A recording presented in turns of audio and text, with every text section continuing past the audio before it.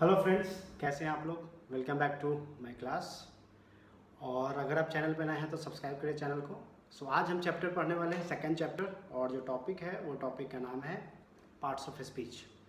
Parts of speech बहुत ही important topic है English language के लिए। और अगर आपको इस पर अच्छा कॉन्सेप्ट इसका क्लियर है, आपको सही से पता है पार्ट्स ऑफ स्पीच क्या है, तो बहुत ज़्यादा आपको हेल्प होगी इंग्लिश को जल्दी सीखने के लिए। ठीक है, चलिए शुरू करते हैं आज की क्लास। सबसे पहले देखेंगे डेफिनेशन, पार्ट्स ऑफ स्पीच का डेफिनेशन क्या है। ठीक है, तो हिंदी और इंग्लिश दोनों में डेफिनेशन हम देखेंगे। तो डेफिनेशन ये बोलता है कि अंग्रेजी में जितने भी वर्ड्स होते हैं ना, यानी शब्द होते हैं, उनको वाक्य में उनके काम के अनुसार उनको जो है 8 भागों में बांटा गया है। ठीक है, यानी पिछले क्लास में अगर आपने मेरा वीडियो देखा होगा तो लास्ट क्लास में हमने ये डिस्कस किया था कि वर्ड से, लेटर से वर्ड बनता है और वर्ड को मिला करके हम एक सेंटेंस बनाते हैं। तो जब मैं बात करते हैं या आप बात करते हो या मैं अभी बात कर रहा हूँ, तो मैं एक पूरा सेंटेंस बोल रहा हूँ, एक पूरा वाक्य बोल रहा हूँ, तब मेरी बात आपको समझ में आ रही है। तो हर एक शब्द का उस वाक्य के अंदर में कुछ ना कुछ काम होता है, जो अभी आगे आप देखने वाले हो, आगे क्लासेस जैसे जैसे बढ़ेंगे अभी देखेंगे। ठीक है, तो अंग्रेजी में जितने भी शब्द होंगे वाक्य में उनका कुछ ना कुछ काम होगा, और उसी काम के अनुसार जो है इनको 8 भागों में बांटा गया है और उनको पार्ट्स ऑफ स्पीच में बोलते हैं। राइट, अगर इंग्लिश में हम बात करें तो all the English words are divided into 8 groups, according to the work they do in a sentence. Right, ये डेफिनेशन है। आपको बस ये याद रखना है कि जितने भी वर्ड है इस दुनिया में, वाक्य के अंदर, किसी भी सेंटेंस के अंदर वो जिस तरह का काम करते हैं उस काम के अनुसार उनको 8 भागों में बांटा गया है। ठीक है, इतना याद रहेगा। अब आगे बढ़ते हैं। अब ये 8 कौन कौन से हैं, तो 8 ये हैं। पहला है नाउन। नाउन को हिंदी में संज्ञा बोलते हैं, संज्ञा सर्वनाम जो आप पढ़े होंगे। सेकंड है pronoun. Third adjective, verb, adverb, preposition, conjunction, interjection. ये 8 जो है, जो भी मैं बात कर रहा था, ये 8 पार्ट है।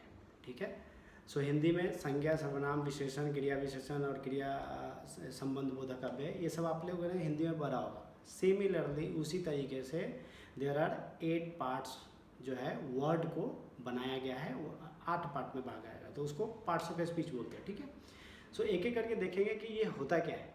ठीक है, और किस तरीके से वर्ड में, किसी भी सेंटेंस के अंदर ये वर्ड काम कैसे करते हैं। तो सबसे पहला है नाउन। तो चलो नाउन के बारे में डिस्कस करते हैं। ठीक है, नाउन को हिंदी में संज्ञा बोलते हैं। अब इसका जो परिभाषा है, डेफिनेशन पहले जान लेते हैं कि होता क्या है भाई ये।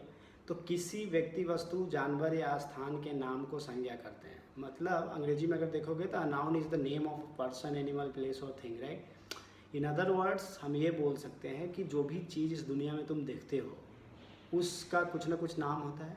राइट, कुछ चीज़ ऐसी है जिसको नहीं भी देखते हो उसका भी नाम होता है, जिसको महसूस करें। जैसे हवा है, हवा को नहीं देखते बट हवा का नाम है।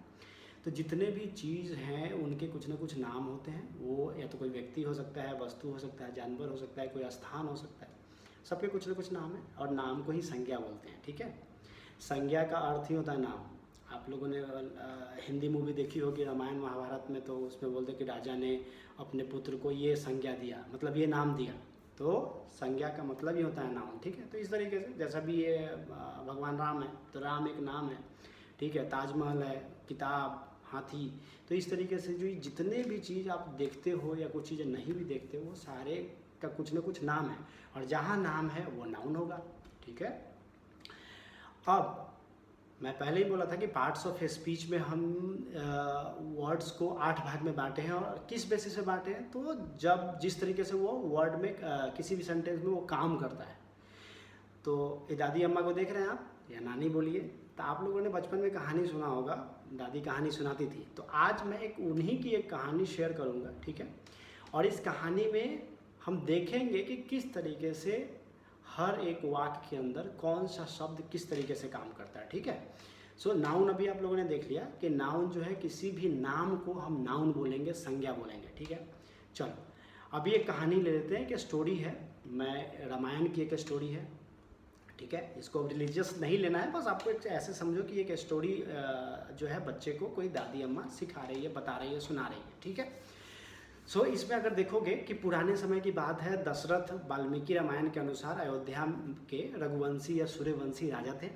वे राजा अजा व है ना इंदुमती के पुत्र थे, तथा इक्ष्वाकु कुल में जन्मे थे। ये एक कहानी है, दादी शुरू की कहानी, ठीक है, या नानी जो शुरू की कहानी, कि it is a matter of old times according to Valmiki Ramayan, right. Dasharatha was a Raghuvanshi या सूर्यवंशी किंग, ठीक है, of Ayodhya. He was the son of king Aja and इबंधुमती and was born in Ikshvaku clan, ठीक है, वंश में जन्म लिया था। तो ये एक कहानी है। अब इसमें हम बोलेंगे कि संज्ञा चुनो, नाउन कौन कौन सा है। भी क्या बोला गया था कि हर वाक्य के अंदर में हर एक शब्द का कुछ ना कुछ काम है। तो पहला पार्ट हम पढ़ लिए नाउन। नाउन किसी भी चीज़ का अगर नाम आ गया तो वो नाउन है। तब यहाँ तुम देखोगे तो ये सारे देखो आपको संज्ञा मिलेंगे। ये जितना भी रेट से जो अंडरलाइन किया मैंने, जैसे समय, समय नाम है, किसी चीज़ को बताता है, राइट। बात, दशरथ किसी राजा का नाम है। वाल्मीकि, वाल्मीकि किसी संत का नाम है, आपको पता है। रामायण एक महाकाव्य है, ठीक है, एक ग्रंथ है। अयोध्या किसी जगह का नाम है। रघुवंशी कुल का नाम है, सूर्यवंशी, ठीक है। राजा वो भी किसी जगह का हेड होता है, राजा। पुत्र, है ना। तो उसके बाद आप देखोगे इक्ष्वाकु कुल, आपको समझ में आ रहा है। ये पैराग्राफ के अंदर में अगर आपको बोला जाए कि नाउन को चुनो, तो नाउन कैसे चुनोगे, जितना भी किसी न किसी चीज़ का नाम होगा वो सब नाउन है। तो इस तरीके से देखो यहाँ नाउन कैसे काम करता है। नाउन कोई भी चीज़ का नाम होता है, ठीक है। अब चलते हैं सेकेंड, जो सेकेंड पार्ट है वो है प्रोनाउन, ठीक है। प्रोनाउन को हिंदी में बोलते हैं सर्वनाम। इसका भी डेफिनेशन देख लेते हैं। डेफिनेशन हम हिंदी में भी देखेंगे, इंग्लिश में भी देखेंगे, राइट। सो सर्वनाम वह शब्द है जो किसी संज्ञा के बदले में प्रयुक्त होता है, right. A pronoun is a word used in place of a noun, right. नहीं समझ में आया होगा, चलो ठीक है। एग्जांपल में I, we, you, he, she, it, they, ये सब है, बट अभी नहीं समझ में आया होगा, ठीक है। तो हम चलते हैं फिर कहानी पे वापस। अब ये कहानी आगे बढ़ती है, ठीक है। दादी अम्मा जो है कहानी अभी आगे बढ़ाएंगे और वो फिर आगे बात कर रही हैं, ठीक है। उन्होंने आगे हमें ये बताया कि वे प्रभु श्री राम जो कि विष्णु का अवतार थे के पिता बने। राजा दशरथ के चरित्र में आदर्श महाराजा, पुत्रों को प्रेम करने वाले पिता और अपने बचनों के प्रति पूर्ण समर्पित व्यक्ति दर्शाया गया है। उनकी 3 पत्नियां थी, कौशल्या, सुमित्रा, कैकेयी, ठीक है। He became the father of lord Shri Ram, है ना, who was an incarnation of Vishnu. The character of King Dasratha depicts the ideal Maharaja, the father who loves sons and a person fully devoted to his words, right? He had 3 wives, Kausalya, Sumitra and Kaikeyi. ये कहानी है। Pronoun का अभी just definition आपने परिभाषा क्या देखा है कि प्रोनाउन वैसे शब्द होते हैं जो किसी नाउन के बदले में प्रयोग किए जाते हैं। और नाउन क्या है, तो नाउन कोई भी नाम है। अब देखो यहाँ पे क्या क्या है। वे, यहाँ जो वे है वो किसके लिए हुआ, राजा दशरथ के लिए हुआ। राजा दशरथ न लिख करके यहाँ लिखा गया वे प्रभु श्री राम जो विष्णु के अवतार हैं के पिता बने। कौन बना पिता, तो दशरथ। तो ये वे जो है वे क्या हो गया, प्रोनाउन हो गया। उसी तरीके से फिर आ जाओ उनकी, यहाँ लिख सकते थे राजा दशरथ की 3 पत्नियाँ थीं, आप ऐसे लिख सकते थे, बट राजा दशरथ नहीं लिख करके यहाँ लिखी गई उनकी। तो यहाँ उनकी जो है ये सर्वनाम है। उसी तरीके से यहाँ पे आप देखोगे इंग्लिश में नीचे रेड से हमने अंडरलाइन किया ही, तो ही जो है क्या है, सर्वनाम है, प्रोनाउन है। उसी तरीके से यहाँ पे आपको कॉन्सेप्ट क्लियर करना है। फिर आगे की क्लासेस में हम 1 बाय 1 जो है डिटेल में डिस्कस करेंगे। अभी बस समझना है कि जो मैं डेफिनेशन आपको बोल रहा हूँ और वो सेम ये कहानी के अंदर में एक वाक्य के अंदर में वो काम कर रहा है कि नहीं कर रहा है, राइट। तो इस तरीके से आपको याद होता चला जाएगा। अब आते हैं तीसरा है एडजेक्टिव, विशेषण, ठीक है। फिर देखते हैं इसका परिभाषा। तो विशेषण वह शब्द है जो किसी संज्ञा या सर्वनाम की विशेषता बताता है, ठीक है। An adjective qualifies a noun और अ प्रोनाउन, ठीक है, विशेषता बताता है। अब एग्जाम्पल में नीचे देख रहे हो गुड, बैड, रेड, स्मॉल, ठीक है। हमेशा आपको ये मेरे क्लास में भी फोकस रखना है आपको कि पार्ट्स ऑफ स्पीच में सारे वर्ड को 8 भाग में बांट दिया। किसके बेसिस पे, तो जिस तरीके का वो काम करता है किसी वाक्य के अंदर। अब एक एक करके डेफिनेशन देख लिया। तो तीसरा डेफिनेशन ये बोल रहा है कि एडजेक्टिव ऐसा शब्द है जो नाउन या प्रोनाउन की विशेषता बताता है, ठीक है। चलो कहानी पे आ गए, दादी अम्मा का कहानी आगे बढ़ता है। आगे देखो, भगवान राम बचपन से ही शांत स्वभाव के वीर पुरुष थे। उन्होंने मर्यादाओं को हमेशा सर्वोच्च स्थान दिया, इसी कारण से उन्हें मर्यादा पुरुषोत्तम राम के नाम से जाना जाता है। उनका राज न्यायप्रिय और खुशहाल माना जाता था। ये हिंदी में कहानी हो गया। इंग्लिश में अगर देखोगे तो Lord Rama was a brave man of quite nature since childhood. He always gave dignity to the highest position. For this reason, he was known as Maryada Purushottam Rama. Right? His kingdom was considered fair and prosperous. Right? Adjective का क्या definition था? Adjective वैसे शब्द है जो noun या pronoun की विशेषता बताएगा। अब देखो कैसे विशेषता बताएगा जी।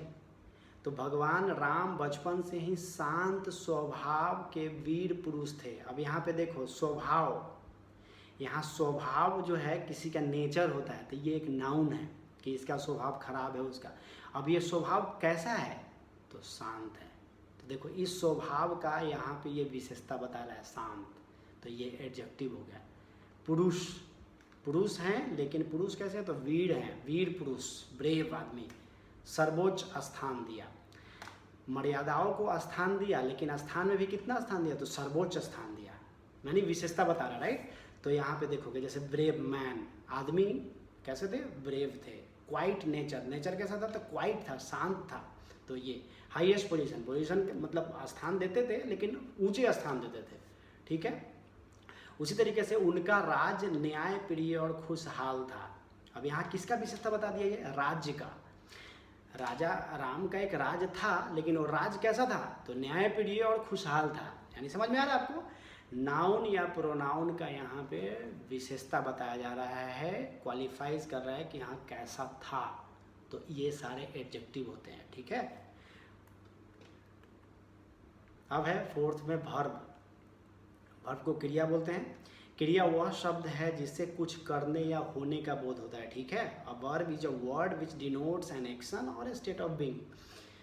नहीं समझ में आया? अभी एग्जांपल में अगर देखोगे eat, play, come, go, am, is, have, has, ये सब है, राइट। ईट मतलब खाना होता है, प्ले मतलब खेलना होता है, कम मीन्स आना होता है। Improve your word power, right. सारे क्लासेस में मैं बोल रहा हूँ कि वर्ड्स आपको खुद से याद करने पड़ेंगे, ठीक है। सो क्रिया का परिभाषा ये बोल रहा है कि क्रिया वह शब्द होता है जिससे कुछ करने या होने का बोध होता है, ठीक है। चलो दादी अम्मा की कहानी फिर से सुनते हैं। तो आगे ये कहानी बताती हैं, उसमें बोल रही हैं कि धर्म के मार्ग पर चलने वाले राम ने अपने तीनों भाइयों के साथ, ठीक है, राम एक हो गए और तीन उनके भाई हो गए, ठीक है, गुरु वशिष्ठ से शिक्षा प्राप्त की। किशोरावस्था में गुरु विश्वामित्र उन्हें वन में राक्षसों द्वारा मचाए जा रहे उत्पात को समाप्त करने के लिए साथ ले गए। राम के साथ उनके छोटे भाई लक्ष्मण भी इस कार्य में उनके साथ थे। ये कहानी बताई, ठीक है, कि Rama who followed the path of religion received education from Guru Vasishtha along with his three brothers. As a teenager, Guru Vishwamitra took him along to end of turmoil created by demons. Demons मतलब राक्षस होता है in the forest. Rama was accompanied by his younger brother, right. Accompany मतलब होता है साथ देना, हमेशा रहना। तो accompanied by brother Lakshman in this week, sorry। तो यहाँ पे वशिष्ठ नहीं, विश्वामित्र है, ये आप यहाँ पे थोड़ा सा देख लेना।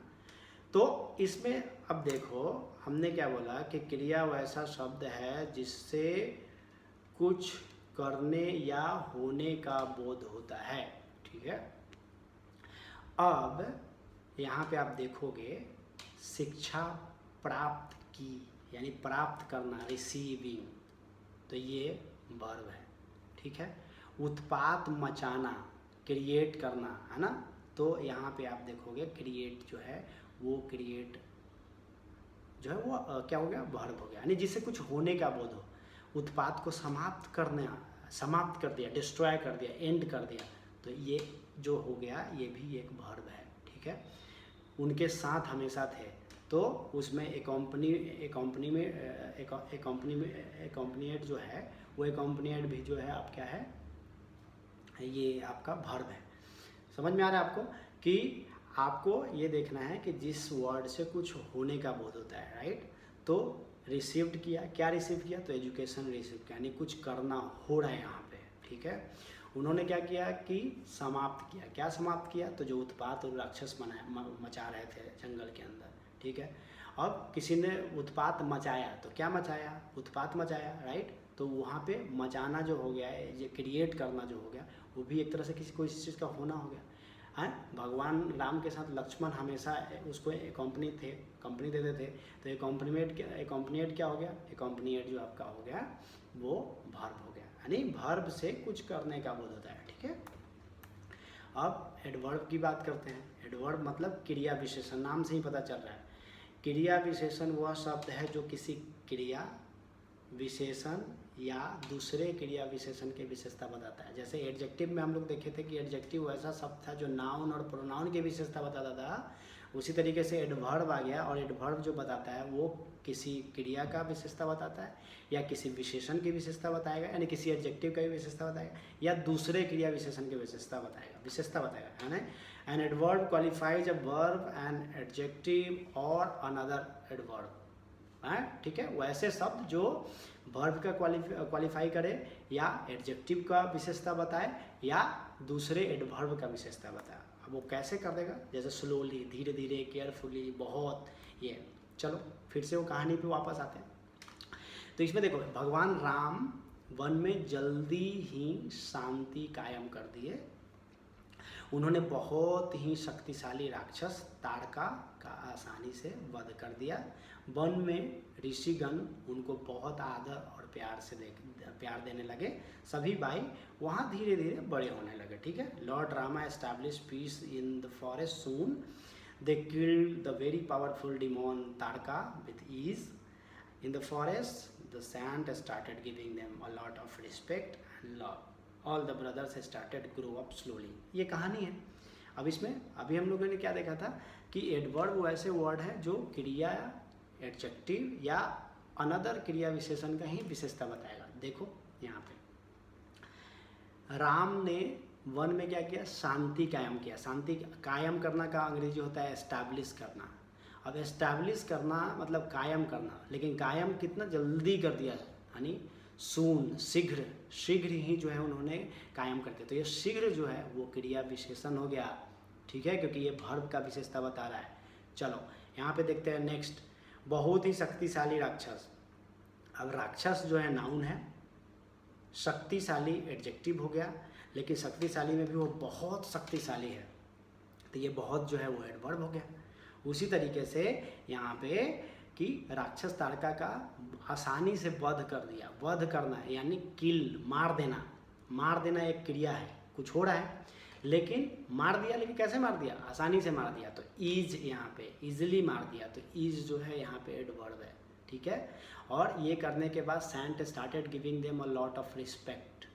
रिस्पेक्ट देना मतलब वर्ब है, आदर देना, बट आदर भी देने लगे तो बहुत आदर देने लगे, ए लॉट ऑफ, तो ये क्या हो गया? ये एडवर्ब हो गया, ठीक है।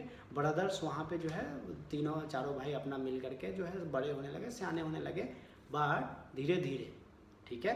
तो सियाने होना मतलब ये वर्ब था। अब इसका विशेषता है कि वो धीरे धीरे सियाने होने लगे। बात समझ में आ रहा है?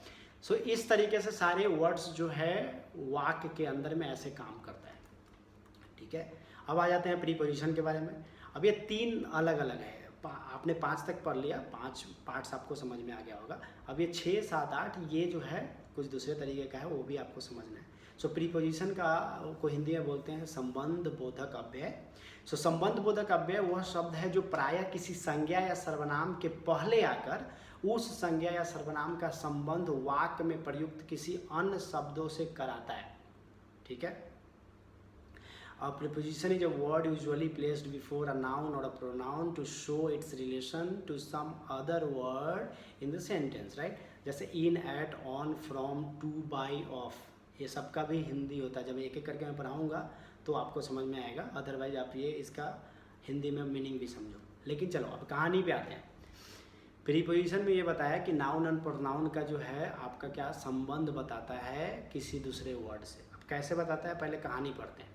कहानी में दादी जी आगे बढ़ा रही हैं कि महर्षि विश्वामित्र राम और लक्ष्मण को लेकर मिथिला नगर में पहुँचे, ठीक है। राजा जनक के दरबार में अनेकों देशों के राजा उपस्थित थे, वे सभी अपने आसन पर बैठे थे। ठीक है। Maharshi Vishwamitra arrived in Mithila Nagar with Ram and Lakshman in the court of King Janak. Kings of many countries were present. They were all sitting on their seats. ठीक है। अब देखो इसमें देखते हैं कि कैसे क्या है, प्रीपोजिशन ढूंढते हैं इसमें। अब यहाँ पे आप देखोगे कि में जो है, ये में जो है वो संबंध बोधक अव्यय है। जैसे यहाँ पे महर्षि विश्वामित्र अराइव्ड, पहुँचे मिथिला नगर, तो ये कहाँ पहुँचे, तो यहाँ जो मैं बोल रहा है ना कि मिथिला नगर के अंदर पहुँचे, यानी मैं जो हो गया ये आपका प्रीपोजिशन है। अब ये मिथिला नगर किसी जगह का नाम है ना, तो देखो नाउन के पहले आ रहा है, ये प्रीपोजिशन हमेशा नाउन या प्रोनाउन के पहले आएगा। इन, फिर यहाँ से देखो इन द कोर्ट, मतलब सभा में, कहाँ, तो सभा में, तो कोर्ट जो है सभा हो गया। अब देखो उसके आगे इन लग गया है ना, ऑफ किंग जनक। अब वो दरबार किसका था, दरबार जो था वो राजा जनक का था, तो यहाँ ऑफ जो हो गया वो प्रीपोजिशन है। ठीक है।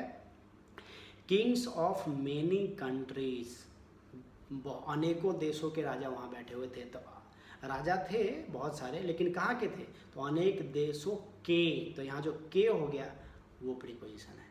ठीक है। उसी बात they were all sitting on their seat, वो लोग बैठे थे, लेकिन कहाँ पे बैठे थे, तो अपने सीट पर बैठे थे। आसन उनको दिया रहा होगा, तो उस आसन पर बैठे, मतलब पर जो हो गया ये संबंध बता दिया, बैठना है ना, वो सीट पे बैठे थे। तो यहाँ देख रहा है, ये सीट आप देख रहे होंगे ना, ये सीट क्या है, नाउन है, नाउन के आगे ये आ गया, अपने अपने सीट पे सब बैठे थे।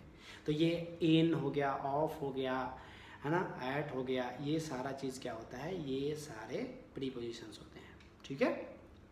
ओके, प्रीपोजिशन जानने के बाद अब जानेंगे कंजंक्शन, ये सेकेंड लास्ट है, उसके बाद आप इंट्रोडक्शन देखेंगे, फिर क्लास को आज के कंक्लूड करूँगा। सो कंजंक्शन, ठीक है। अब कंजंक्शन को हिंदी में बोलते हैं समुच्चय बोधक अव्यय। ठीक है। तो समुच्चय बोधक अव्यय वह शब्द है जो शब्दों या वाक्यों को जोड़ता है। Conjunction, Patna junction, Hajipur junction सुने हो ना, है ना, स्टेशन होता है, जंक्शन होता है, जंक्शन जहाँ पे जो है राजधानियाँ जुड़ी जाती हैं, ट्रेन किधर जाता है किधर जाता है, तो उसी तरीके से जंक्शन। तो यहाँ कंजंक्शन है, कंजंक्शन इज जो वर्ड विच ज्वाइंस वर्ड्स और सेंटेंस टुगेदर, राइट। सो आपको ध्यान देना है यहाँ पे कि कंजंक्शंस वैसे वर्ड होते हैं जो या तो दो शब्द को एक साथ जोड़ देंगे या दो वाक्य को एक साथ जोड़ देंगे। ठीक है, तो उसको बोलते हैं। अब तो चलिए दादी अम्मा का फिर से कहानी सुनते हैं। तो इसमें दादी अम्मा आगे बता रही हैं कि राम और लक्ष्मण ने भी अपना स्थान ग्रहण किया। सभा में उपस्थित राजा भगवान शिव के धनुष को उठाने की कोशिश कर रहे थे, जिससे कि वे सीता को स्वयंवर में जीत सके, परंतु ऐसा कोई कर न सका। गुरु से आज्ञा लेकर राम ने धनुष को उठाकर प्रत्यंचा चढ़ाने लगे कि धनुष टूट गया। ठीक है। So Ram and Lakshman also took their place. King who was present in the assembly was trying to lift the bow of Shiva so that he could win Sita in Swayamvar, but no one could do that. After taking orders from Guru, Ram lifted the bow and started raising it, that the bow broke. ठीक है। अब यहाँ पे देखते हैं हम conjunctions चुनेंगे। Conjunction क्या बोला था कि कंजंक्शंस ऐसे शब्द हैं जो दो वर्ड को जोड़ेंगे या दो वाक्य को जोड़ेंगे। तो यहाँ पे देखो राम एंड लक्ष्मण, ये दो शब्द हैं, दोनों को आपस में जोड़ने का काम ये एंड कर रहा है, तो ये एंड कंजंक्शन है। ठीक है। अब यहाँ पे आप देखोगे कि यहाँ से देखो एक अभी king who was present in the assembly was trying to lift the bow of Shiva so that he could win Sita in Swayamvar, but no one could do it. मतलब ये तीन सेंटेंस को देखो यहाँ पे जोड़ दिया, so that से और but से, राइट, बट से अपरंतु। हिंदी में अगर आप यहाँ देखोगे तो देखो यहाँ से शुरू हुआ ये वाक्य, सभा में उपस्थित राजा भगवान शिव के धनुष को उठाने की कोशिश कर रहे थे, ये एक वाक्य हुआ। फिर यहाँ जिससे कि वे सीता को स्वयंवर में जीत सके, दूसरा वाक्य, परंतु ऐसा कोई कर न सका। अब यहाँ देख रहे हैं वाक्य को कैसे जोड़ा जा रहा है। तो ये एंड है, सो डैट है, बट है। आगे जब डिटेल में अगले क्लासेस में देखेंगे एक एक टॉपिक को डिटेल में, तो और भी आपको बताऊंगा कि कंजंक्शन के और क्या क्या वर्ड्स होते हैं, बट आपको भी समझना है कि वाक्य के अंदर काम कैसे करता है। ठीक है। अब कंजंक्शन जानने के बाद हमारे पास जो लास्ट पार्ट है वो है इंटरजेक्शन। ठीक है, इंटरजेक्शन है विषम्यादि बोधक अव्यय। ठीक है, विषम्यादि बोधक अव्यय वह शब्द है जिससे आकस्मिक खुशी, दुख, आश्चर्य या घृणा का भाव व्यक्त करना है।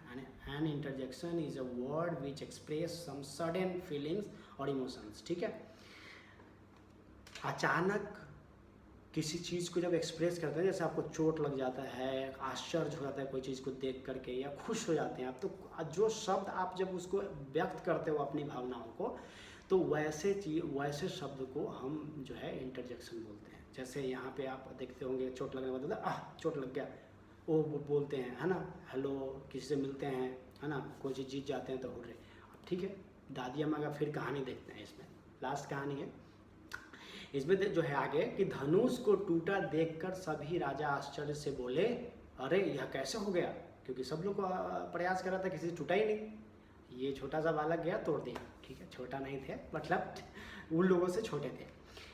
राजा जनक ने मन ही मन खुश होते हुए बोले, हे ईश्वर, आपका बहुत बहुत धन्यवाद, है ना। गुरु विश्वामित्र बोले, शाबाश राम।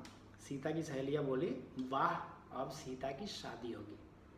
यहाँ पे आप देख रहे हो, ये हर एक वाक्य के अंदर में कोई ना कोई या तो खुश हो रहा है, आश्चर्यचकित हो रहा है, और उसके बाद क्या क्या जो वो अपने भावना को व्यक्त करने के लिए बोल रहा है, जैसे यहाँ पे, तो वो चीज़ें आप देखोगे। तो देखो यहाँ पे, अरे यह कैसे हो गया, आश्चर्य से बोला, अरे ओह कैसे हो गया, तो वो चीज़ें, हे ईश्वर, आपका बहुत बहुत धन्यवाद। तो यहाँ हे ईश्वर जो बोला ना, ओ गॉड, तो वो चीज़, वाह, मतलब तो वाह जो है वो शाबाश। ये सारे जो वर्ड्स जो हैं, ये सारे इंटरजेक्शंस के शब्द हैं। ठीक है, अगर इंग्लिश में तुम देखोगे, तो इंग्लिश में आप देखोगे तो इसमें देखो, seeing the bow broken all the king said with surprise, आश्चर्य होके, hey how did it happen, the hey, तो ये हे जो बोला ये इंटरजेक्शन है। King Janak said in his heart, oh God thank you very much, मन में ही बोला ओ गॉड, मतलब अरे भाई लाज बचा लिया, अभी इतना नहीं टूटता तो कैसा होता, लोग सब जो वापस जा जाते हैं, कोई आदमी तो स्ट्रांग है ही नहीं, किसी से धनुष टूटा ही नहीं। तो उन्होंने भगवान को अपना एक्सप्रेस किया कि मैं खुश हूँ, तो ओ गॉड उसने बोला।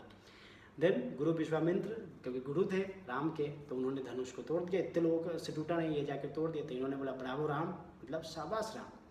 तो यहाँ ब्रावो जो बोला ये इंटरजेक्शन है। ठीक है, सीता का जो दो सहेली लोग थी वो बैठी हुई थी, वो देख रही थी कि कौन तोड़ेगा, कोई तोड़ नहीं पा रहा है, तो वो लोग बोला, वाह, सीता विल मैरिड, और हमको खाने को मिलेगा, डांस करने को मिलेगा, नया कपड़े पहनने को मिलेगा, राइट। सो मैं आपको बताने की क्या कोशिश कर रहा था कि ये जितने भी वर्ड्स आपको आसपास में दिखेंगे, उन वर्ड्स का एक सेंटेंस के अंदर, किसी भी कहानी के अंदर, किसी भी पैराग्राफ के अंदर कुछ ना कुछ काम होता है। ठीक है, और आपको समझ में आना चाहिए कि वो काम वो कैसे कर रहा है, और उस काम के अनुसार से आपको एक बार देख करके पहचानना चाहिए कि ये वर्ड नाउन है, कि वो प्रनाउन है, एडजेक्टिव है, कि वर्ब है, कि एडवर्ब है, कि प्रीपोजिशन है, कंजंक्शन है, इंटरजेक्शन है। तो इसीलिए मैंने आपको ये कहानी के माध्यम से समझाने की कोशिश करी। ठीक है, इस वीडियो को आप जो है 1.5 के स्पीड में भी आप देख सकते हो, क्योंकि क्लास ये थोड़ा लेंदी है, तो आप 1.5 के स्पीड में भी देखोगे तो ठीक है, समझ में आएगा। और इसको देख करके ये 8 जो पार्ट्स ऑफ स्पीच के जो पार्ट हैं, इनको आप जो है कॉन्सेप्ट क्लियर करिए। कोई भी एक जो है कहानी ले लीजिए, उसको पढ़िए, उसको अंडरलाइन करिए उसके अंदर में, कि उसके अंदर में नाउन के वर्ड कितने मिले, प्रोनाउन कौन कौन से मिले। अगर कहीं पे डाउट होता है, आप मुझे कमेंट बॉक्स में लिखिए कि सर यहाँ पे कैसे होगा, ये वाला क्या समझूँ मैं, इसको नहीं समझ में आ रहा है, ये नाउन है कि प्रोनाउन है कि एडजेक्टिव है। ठीक है, बहुत ही आसान भाषा में आपको समझाने की कोशिश करी है। ठीक है, और रामायण को रिलीजियस नहीं लेना, इस तरीके से मैंने एक स्टोरी के टाइप में आपको बताने की कोशिश की है। हाँ, ठीक है, तो उस तरीके से आप जो है इस क्लास को बार बार देखिए, और अगर चैनल पे नए हैं तो सब्सक्राइब करिए, इसको शेयर करिए और लोगों को बताइए, और मुझे बताइए कि किस तरह का कैसा लगता है मेरा क्लास आपको। और मेरा फेसबुक पेज भी है, वहाँ पे @स्वावलंबन, आप वहाँ पे जाके पेज को लाइक कर सकते हैं। वहाँ पे भी मैं ये वीडियो के लिंक्स डालता रहता हूँ, और कुछ वहाँ पे भी आपके क्वेरीज होंगे तो मैं उसको सॉर्ट आउट करूँगा। So thank you so much for your time. आज की क्लास में बस इतना ही, फिर मिलेंगे किसी और क्लास में, तब तक के लिए नमस्कार, बाय बाय।